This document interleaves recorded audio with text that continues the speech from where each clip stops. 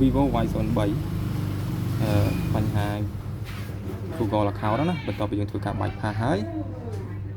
វាអត់ដើរអត់អាចដាក់ account បានអញ្ចឹងគឺយើងត្រូវសារលបងបាទយើងចូលមកខាងក្នុង setting របស់យើងមកហើយចូលមកក្នុង about device ណា about phone software information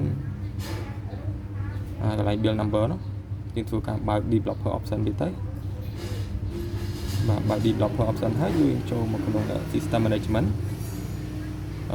នេះdeveloper option ហើយយើងមកធ្វើការបើក USB debugging នេះណាអូខេបន្ទាប់មកគឺយើងប្រើទៅជាមួយនឹង unlock tool របស់យើងចូលឲ្យ ADB ហើយយើងយក era SLP នេះបាទ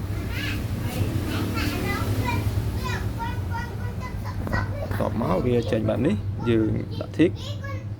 ហើយយើងធ្វើការ load ដាក់ tick load ទៀតអូខេចាំមើលថាវាដំណើរការអត់ fail បាត់ហើយបងប្អូន fail បាត់អូខេតើនេះមិនអត់ទៀត era SLP អូខេនេះអត់បាទ